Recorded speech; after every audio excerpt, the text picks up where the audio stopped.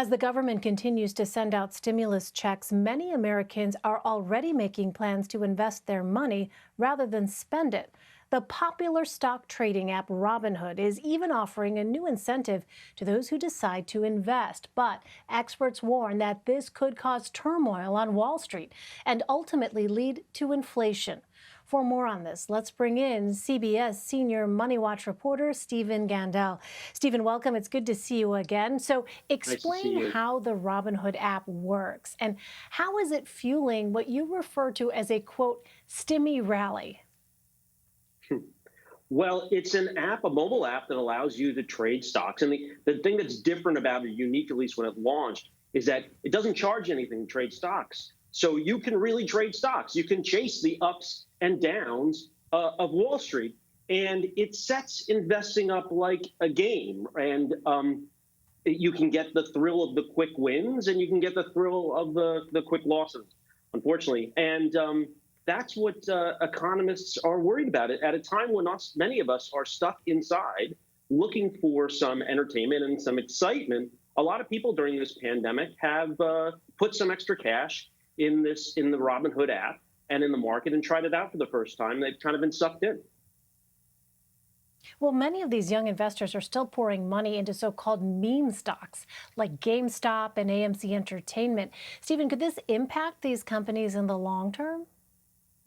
So Robinhood said it's not aiming for pandemic cash or the stimulus checks. It's not aiming for it, but they conveniently launched this promotion that pays a cash bonus. If you put $1,000 or more into their app, an account in their app, you get this cash bonus. And it's not just Robinhood.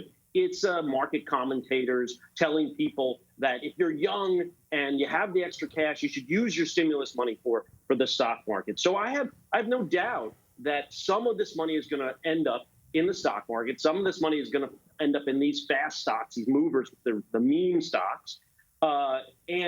And while that could be good for some of these stocks in the short term, over the long term, the only thing that's really going to help these companies, AMC, if people go back to the movie theater and spend money on tickets again, and GameStop is probably in a losing war with Amazon and with digital downloads. So the long haul, this kind of temporary money, it won't do much for these companies.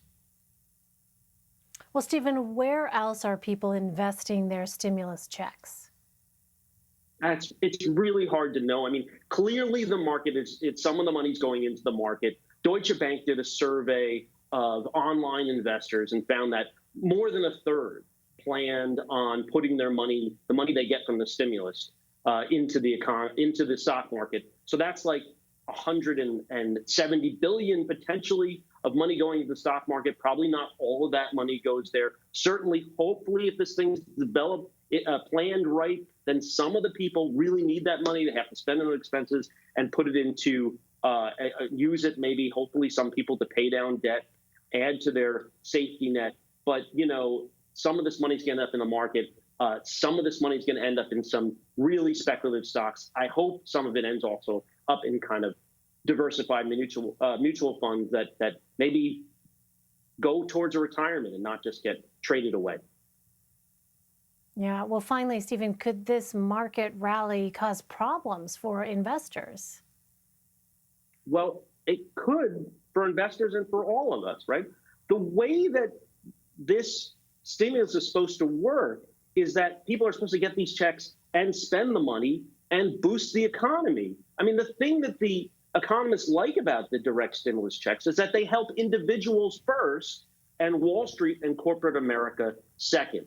But if people just get these checks and they put it into the stock market, then they won't have the effect they're supposed to have. And that won't be good for the economy. And it won't end up being good for the stock market. And it won't end up good for those investors who tried to chase gains. All right, everything is connected here. Stephen Gandel for us. Stephen, Yeah. thank you very much. Thank you.